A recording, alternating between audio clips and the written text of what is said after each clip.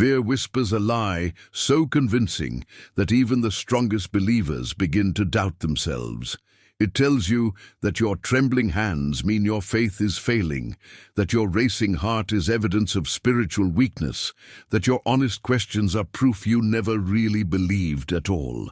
But what if fear has been reading the script backwards this entire time? What if the very symptoms you interpret as weakness are actually the birth pangs of a faith so authentic, so powerful, that the enemy of your soul must work overtime to convince you otherwise? The truth that changes everything is this: fear doesn't attack weak faith. Fear attacks growing faith. The intensity of the spiritual resistance you feel isn't proportional to how little you believe, but to how much breakthrough is trying to emerge through your life.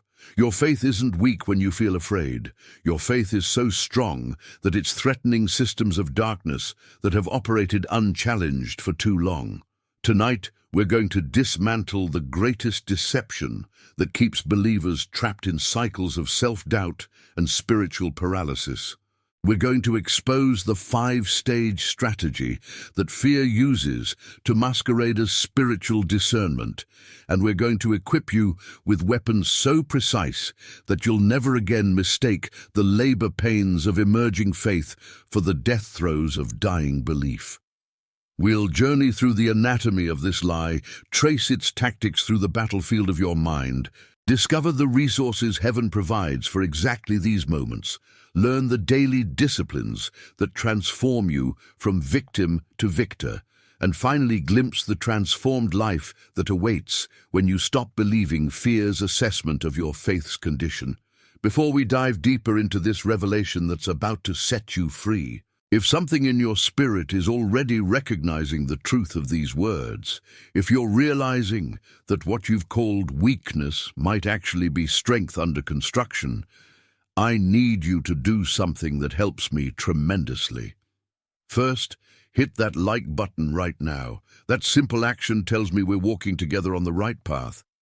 Second, and this is crucial, subscribe to this channel and turn on those notification bells.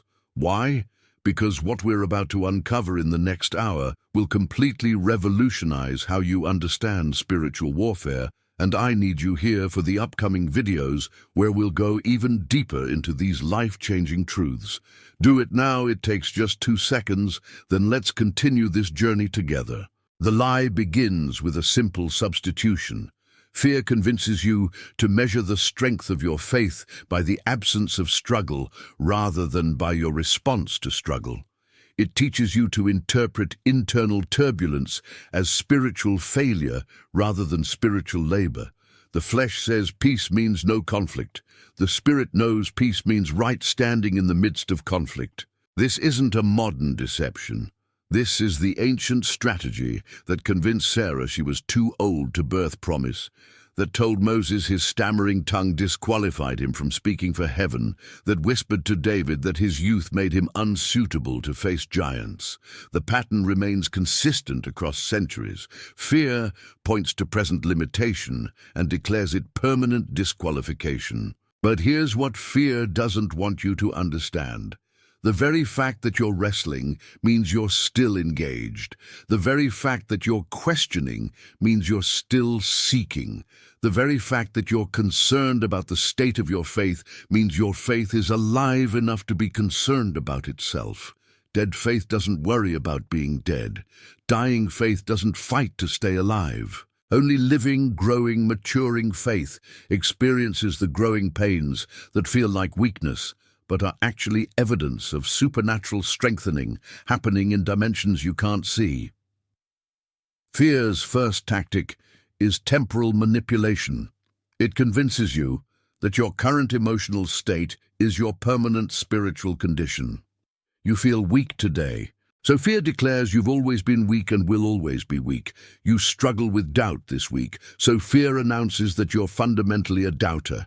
You experience anxiety about tomorrow, so fear pronounces you faithless about everything. The flesh measures faith by feelings. The spirit measures faith by faithfulness. The flesh demands immediate emotional confirmation. The spirit trusts ultimate divine vindication. The flesh interprets temporary turbulence as permanent failure.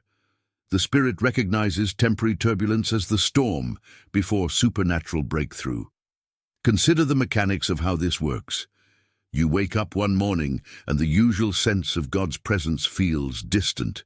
Fear immediately begins its commentary. See, you never really knew him. This whole faith thing was just emotion. You're spiritually immature.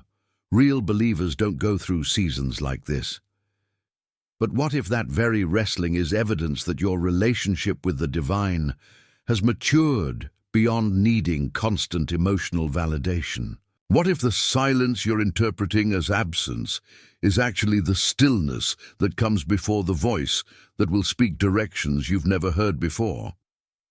Fear's second tactic is comparative assessment. It positions your internal experience against other people's external presentations and declares you deficient. You see someone else's confidence and assume they never struggle with doubt. You witness another person's bold prayers and conclude your quiet seeking is somehow inferior. You observe seemingly effortless faith in others and interpret your own wrestling as evidence of spiritual mediocrity. The deception runs deeper than simple comparison. Fear convinces you that authentic faith should feel like what faith looks like from the outside. But faith from the inside often feels like sustained choice in the face of sustained uncertainty. Faith from the inside frequently feels like continuing to build when you can't see the blueprint. Faith from the inside regularly feels like maintaining hope when circumstances suggest hopelessness. Every patriarch and prophet, every apostle and saint, every reformer and revivalist has walked through seasons where their faith felt fragile while actually becoming anti-fragile.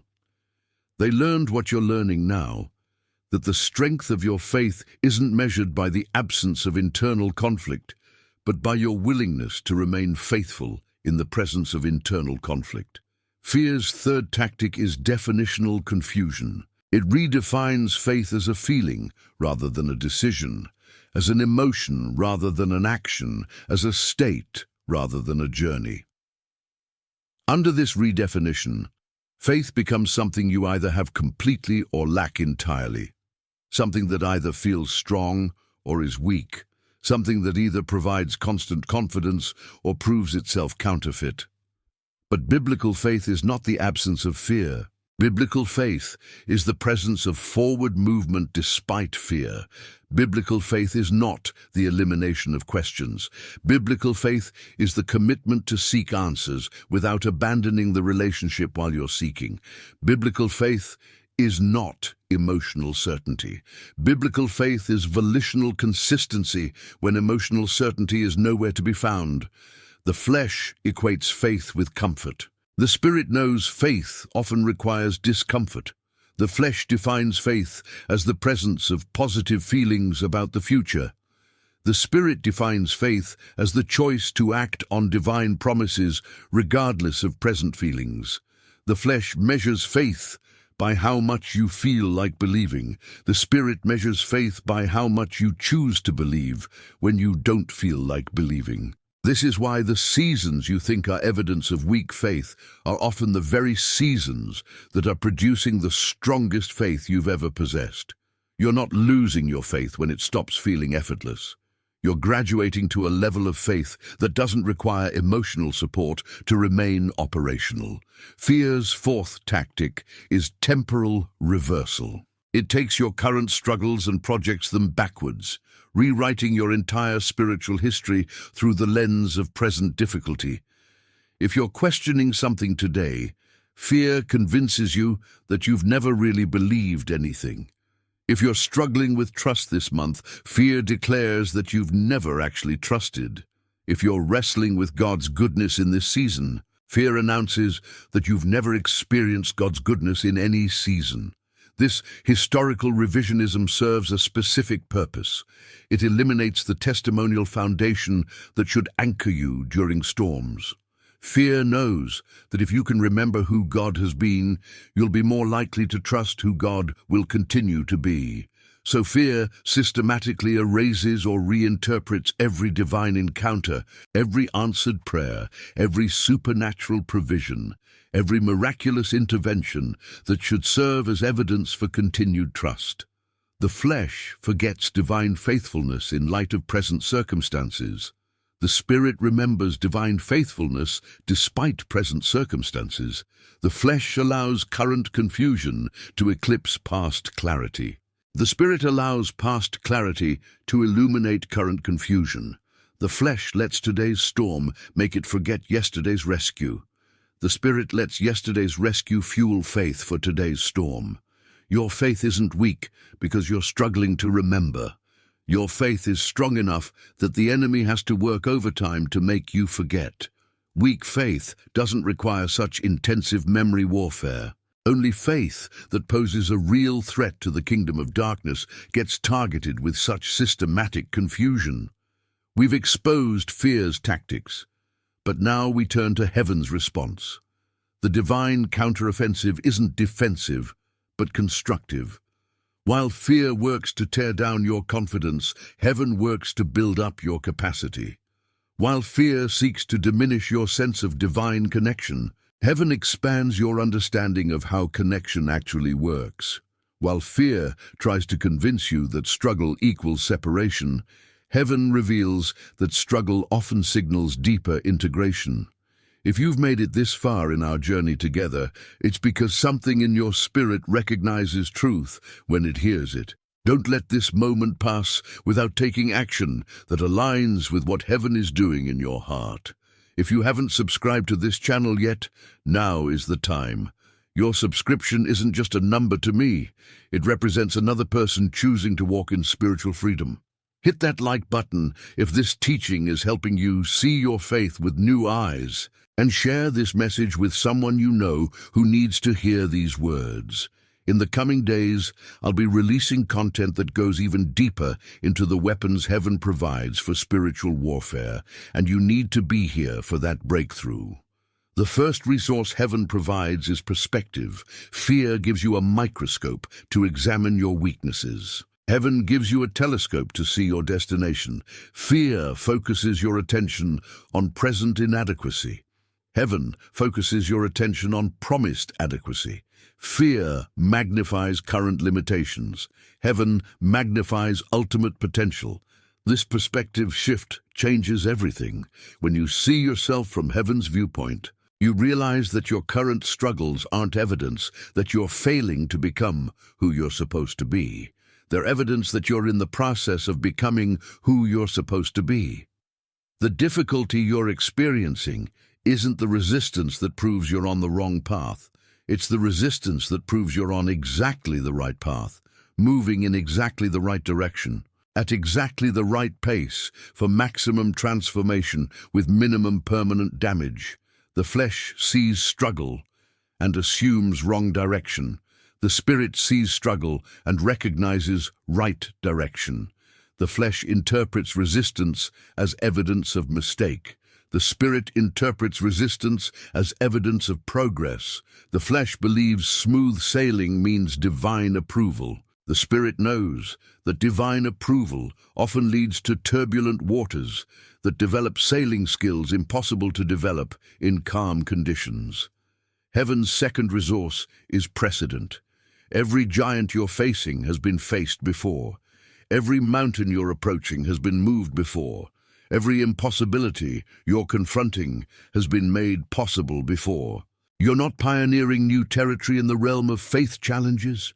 You're walking ancient paths that have been worn smooth by the footsteps of countless believers who faced what you're facing and discovered what you're discovering, that God is faithful even when faith feels fragile.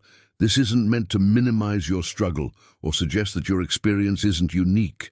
Your specific circumstances, your particular challenges, your individual calling, these are uniquely yours. But the underlying dynamics of faith development, the core principles of spiritual warfare, the fundamental mechanisms of divine relationship, these are constants that have sustained believers across cultures and centuries. The flesh believes your struggle is unprecedented. The spirit knows your struggle is part of an ancient pattern. The flesh thinks you're the first person to feel this way. The spirit recognizes you're joining a long line of people who felt this way and discovered that feeling weak doesn't mean being weak. Heaven's third resource is process. Fear demands immediate resolution. Heaven provides gradual transformation. Fear insists that real faith should solve problems instantly. Heaven reveals that real faith often involves walking through problems slowly enough to be changed by them. Fear promises that strong faith eliminates difficulty. Heaven promises that strong faith transforms you through difficulty. This process orientation changes how you interpret your experience. Instead of seeing delay as denial, you begin to see delay as development. Instead of interpreting gradual progress as insufficient progress, you begin to appreciate gradual progress as sustainable progress. Instead of demanding that faith feel powerful, you begin to trust faith that builds power through sustained operation under pressure. The flesh wants faith to feel like strength. The spirit knows faith often feels like weakness being transformed into strength. The flesh expects faith to provide immediate relief.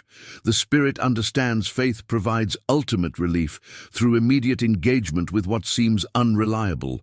The flesh demands that faith make sense before trusting. The spirit trusts first and discovers sense in the process of trusting. Heaven's fourth resource is presence. Fear convinces you that God is distant when faith feels difficult. Heaven reveals that God is closest when faith feels difficult. Fear tells you that struggle means separation. Heaven shows you that struggle often signals deeper integration. Fear whispers that divine silence means divine absence. Heaven demonstrates that divine silence often precedes divine speech that will reshape everything. This presence isn't always comfortable presence. Sometimes it's the presence of a surgeon who must cut to heal. Sometimes it's the presence of a trainer who must challenge to strengthen. Sometimes it's the presence of a teacher who must create confusion to eliminate wrong understanding and create space for right understanding. The flesh equates divine presence with emotional comfort. The spirit recognizes divine presence in transformational discomfort. The flesh measures connection by feelings of closeness. The spirit measures connection by evidence of change. The flesh wants presence that confirms existing understanding. The spirit receives presence that expands understanding beyond existing categories.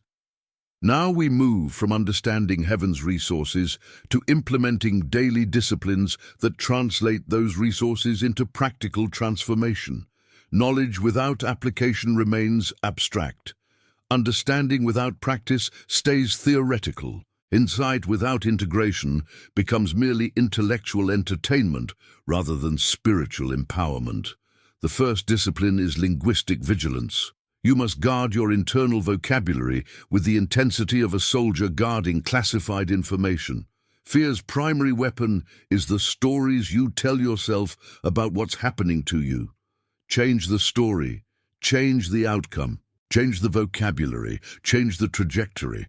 Instead of saying, "My faith is weak," learn to say, "My faith is strengthening." Instead of declaring, "I'm full of doubt," practice saying, "I'm processing truth more thoroughly." Instead of concluding, "God feels distant," begin affirming, "I'm being prepared for a new level of relationship that doesn't depend on feelings." This isn't positive thinking masquerading as spirituality. This is strategic thinking aligned with spiritual reality. Fear wants you to narrate your experience using its vocabulary because vocabulary shapes perspective, and perspective determines response. When you use heaven's vocabulary to describe your experience, you begin to see options that were invisible when you were using fear's vocabulary. The flesh describes experience using temporal language that assumes present conditions are permanent. The spirit describes experience using developmental language that assumes present conditions are transitional. The flesh says, "I am struggling." The spirit says, "I am learning to overcome struggle." The flesh declares, "This is too hard." The spirit announces, "I am becoming strong enough for this." The second discipline is testimonial cultivation. You must deliberately and systematically build a personal archive of divine faithfulness that can withstand memory warfare. Fear's strategy depends on your forgetfulness. Heaven's strategy depends on your remembrance. The battle for your future faith happens in the arena of past memory. This means creating physical, written, detailed records of every prayer answered, every provision made, every door opened, every burden lifted, every breakthrough experienced, every healing received, every relationship restored, every impossibility made possible. Write them down, date them, include specifics. Create a testimonial treasury that can be accessed when feelings fail and circumstances scream contrary evidence. The flesh relies on emotional memory which fades. The spirit builds factual memory which endures. The flesh trusts impressions which shift. The spirit trusts records which remain constant. The flesh believes what it feels in the moment. The spirit believes what it knows from the pattern. This isn't about living in the past. This is about letting the past inform the present so the present can birth the future heaven intends. When fear whispers that God has never been faithful, you can respond with chapter and verse from your own life about times when God has been faithful. When fear suggests that this situation is beyond divine intervention, you can recall specific situations where divine intervention exceeded all expectations. The third discipline is intercessory investment. You must regularly pray for other people's faith to grow stronger, because praying for others' faith strengthens your own faith. Faith is not a finite resource that depletes when shared. Faith is an infinite resource that multiplies when distributed. The more you intercede for others to experience breakthrough, the more breakthrough becomes normal in your own thinking. This creates a spiritual ecosystem where faith feeds on faith. When you pray for someone else's healing, your own faith for healing increases. When you intercede for another person's provision, your own confidence in divine provision expands. When you request breakthrough for someone else's relationship, your own trust in God's ability to restore what seems broken grows stronger. The flesh hoards faith like a scarce commodity.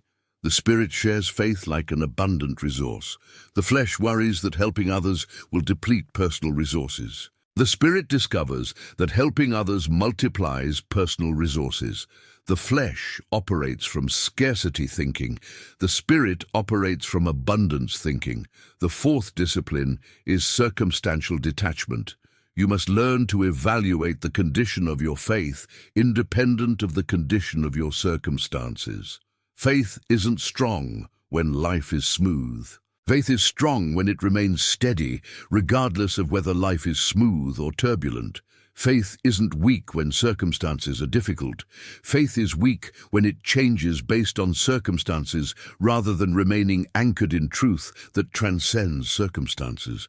This detachment doesn't mean becoming emotionally numb or spiritually disconnected. This means refusing to let temporary external conditions determine internal spiritual conclusions. This means maintaining consistent trust in divine character, regardless of inconsistent evidence in visible circumstances. The flesh measures faith by external indicators. The spirit measures faith by internal consistency. The flesh evaluates relationship based on current benefits received. The spirit evaluates relationship based on covenant promises given. The flesh trusts God when life makes sense.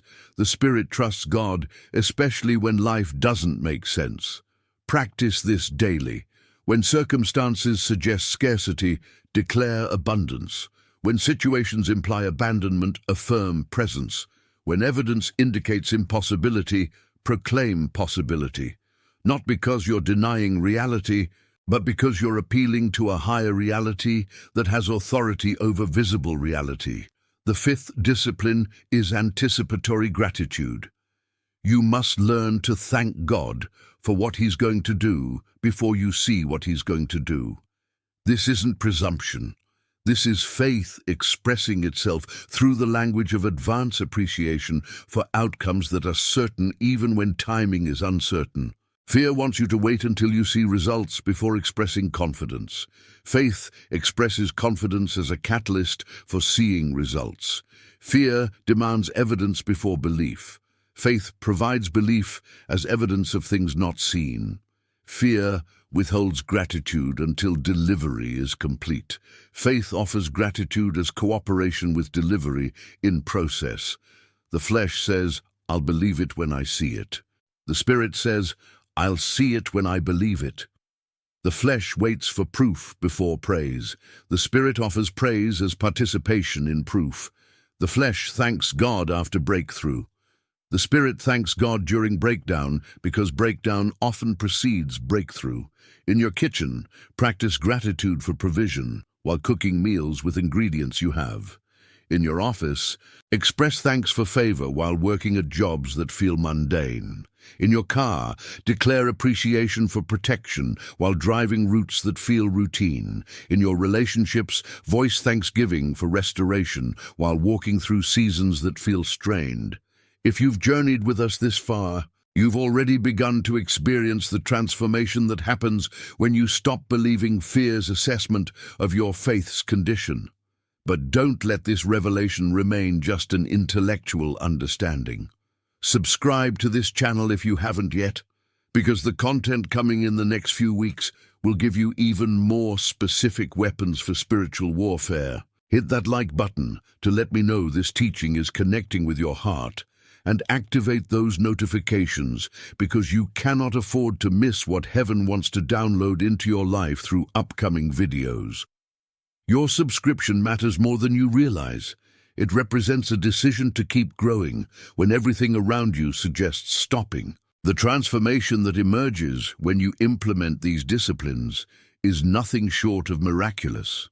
Not miraculous in the sense of violating natural law, but miraculous in the sense of revealing spiritual law that operates according to principles more powerful than natural law. You begin to discover that your faith was never as weak as fear suggested and is actually stronger than you imagined. The first evidence of transformation is internal stability. You stop being emotionally hijacked by circumstances that used to derail you for days or weeks. You develop what ancient texts call the peace that surpasses understanding. Not peace that makes sense of everything, but peace that doesn't need to make sense of everything in order to remain peaceful. This stability doesn't mean emotional numbness. This means emotional maturity. You still feel deeply, but you don't let feelings determine direction. You still experience disappointment, but you don't let disappointment determine doctrine. You still go through seasons of confusion, but you don't let confusion determine conclusions about divine character. The flesh seeks stability through control of circumstances. The Spirit finds stability through trust in divine sovereignty. The flesh wants peace through elimination of problems. The Spirit discovers peace through right positioning in the midst of problems. The flesh demands certainty about outcomes. The Spirit rests in certainty about divine faithfulness, regardless of outcomes. The second evidence of transformation is relational depth. When your faith stops depending on circumstances for confirmation, your relationships with both divine and human persons deepen beyond surface-level transaction into authentic connection. You begin to love God not just for what He does, but for who He is. You begin to love people not just for how they make you feel, but for who they're becoming. This depth changes everything. Conversations become more honest because you're not afraid that honesty will damage relationship. Conflicts become opportunities for greater understanding rather than threats to existing understanding.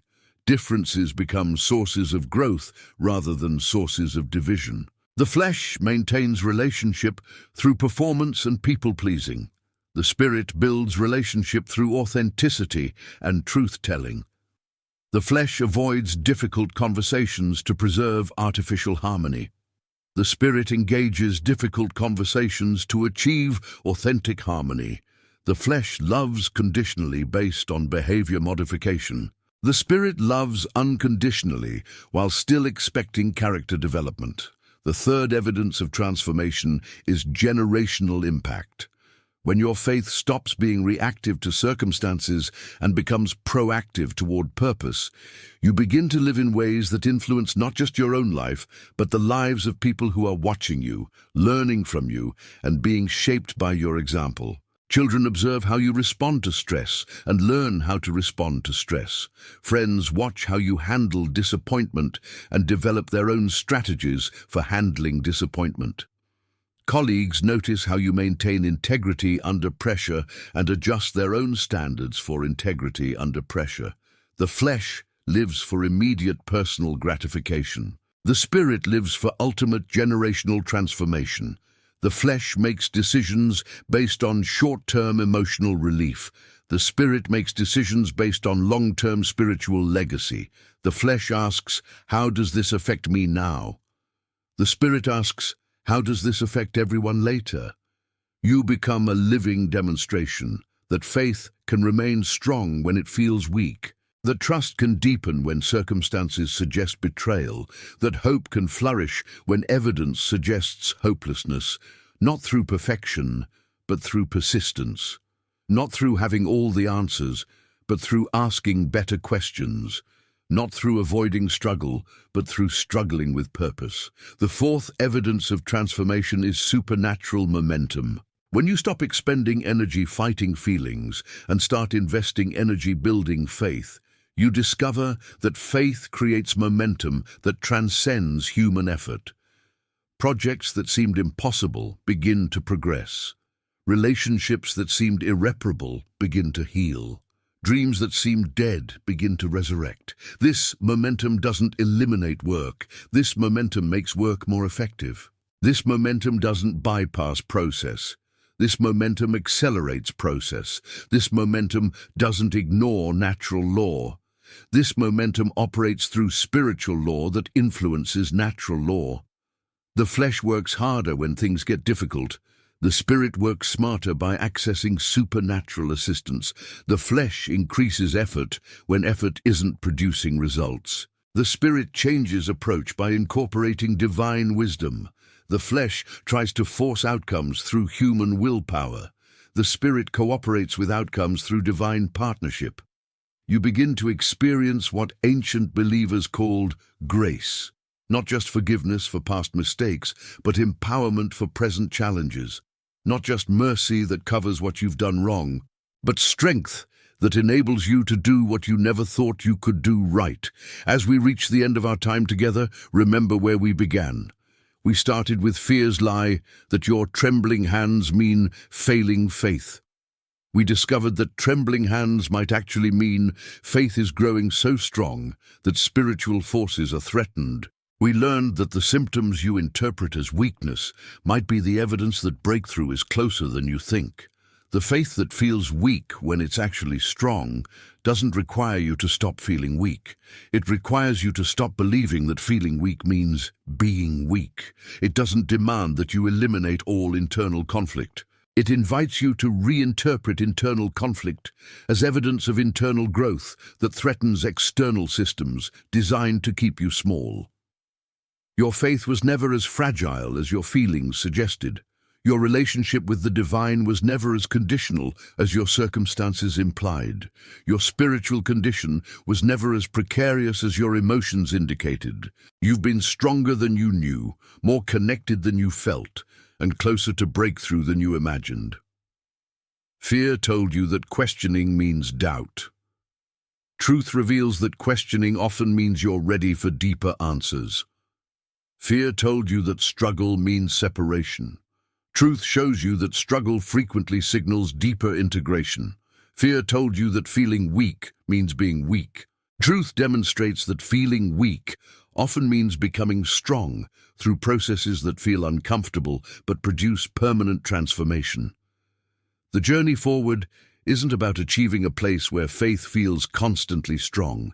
The journey forward is about reaching a place where the strength of your faith isn't determined by how faith feels, but by how faith functions under pressure. Not faith that avoids testing, but faith that grows stronger through testing. Not faith that eliminates problems, but faith that transforms you through problems so thoroughly that the same problems that once defeated you become the very platforms from which you launch into new levels of spiritual authority. This is your invitation to begin again with new understanding, to look at your struggles through new lenses, to interpret your internal weather using new meteorological data, to measure the strength of your faith using new metrics that align with how heaven evaluates spiritual progress rather than how fear evaluates spiritual condition. If this message has shifted something fundamental in how you see yourself, your struggles, and your relationship with the divine, then you need to do 3 crucial things before you leave this moment behind. First, hit that like button because it helps YouTube share this content with more people who are fighting the same battles you've been fighting. Second, subscribe to this channel if you haven't already, because I'm going to continue bringing you teaching that equips you for every dimension of spiritual warfare you'll face. And third, share this video with someone who needs to hear these words, because sometimes you're the instrument heaven uses to deliver exactly the message someone needs to break free from fear's deception. I'll see you in the next video, where we're going to explore how to recognize when God is actually doing His deepest work in your life, even when it feels like nothing is happening. May you walk in the strength you've always possessed, but were convinced you lacked.